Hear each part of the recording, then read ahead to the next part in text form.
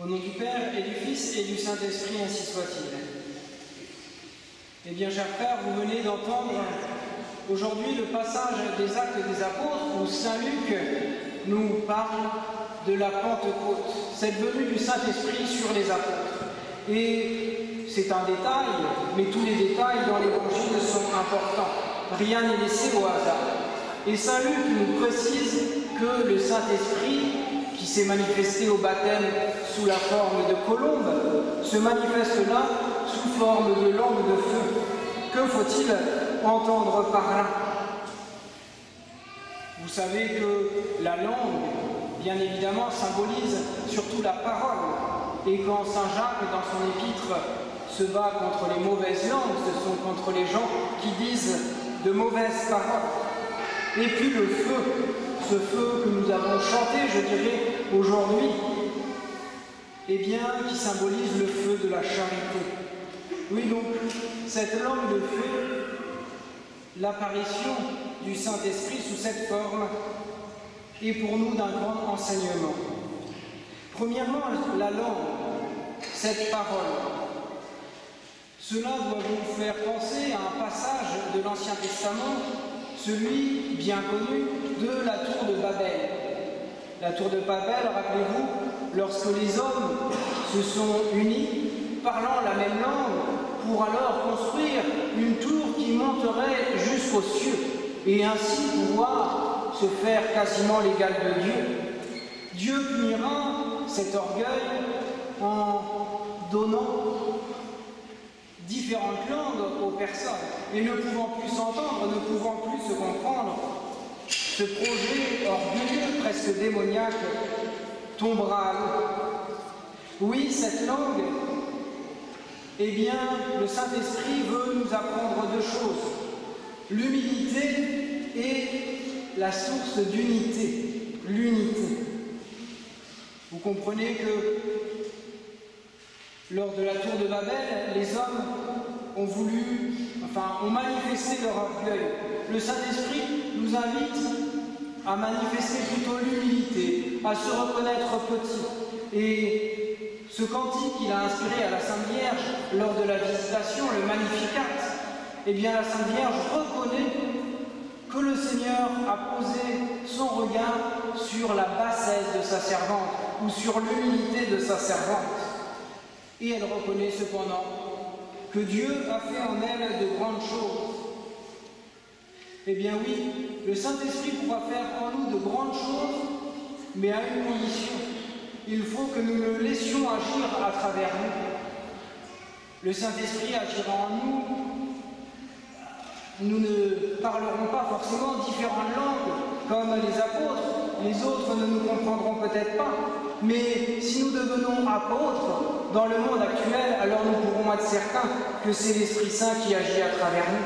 Il ne suffit pas de parler en langue ou de parler du charabia ou je ne sais quoi pour dire que nous sommes habités du Saint-Esprit.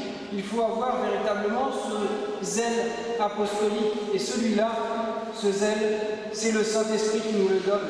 Prions pour qu'il nous donne ce feu qui nous dévore, qui cherche à aller voir notre prochain pour lui annoncer la bonne parole. Mais en toute humilité, car ce n'est pas nous qui agissons, c'est le Saint-Esprit qui agit par nous, qui œuvre en nous. Rappelez-vous cette prière de notre Seigneur avant son agonie. Et c'est dans ce passage, ce long discours avant son agonie, qu'est tiré l'évangile du jour. Notre Seigneur prie pour qu'il y ait la paix. Je vous donne la paix. Il prie aussi à un autre passage que nous n'avons pas lu aujourd'hui, pour l'unité. Notre Seigneur veut que tous soient un, comme lui et son Père sont un.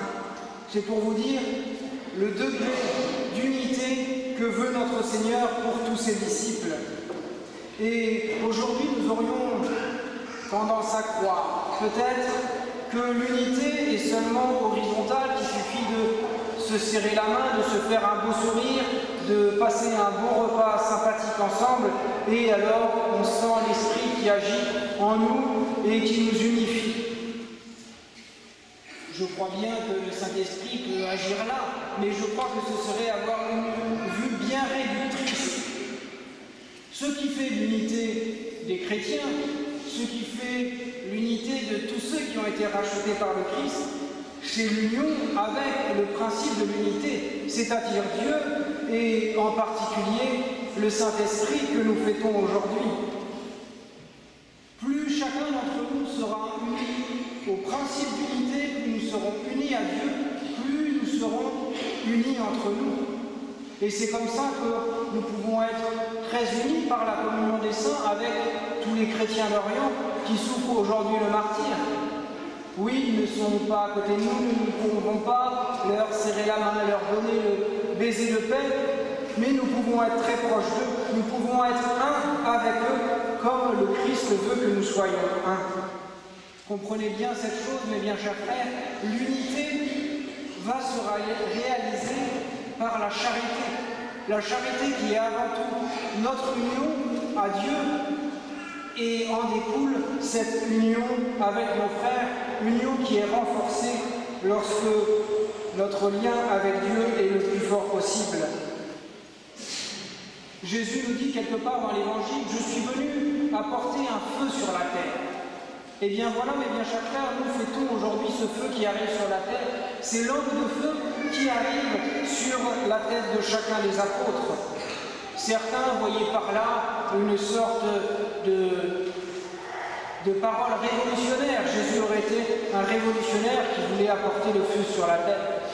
Mais non, ce feu, c'est bien le feu de la charité. Je vous donne la paix, je vous donne ma paix, et non pas comme le monde la donne. Oui, mes bien chers frères, demandons au Saint-Esprit d'enflammer notre cœur pour que nous grandissions en charité, que nous renforcions ce lien qui nous unit à Dieu.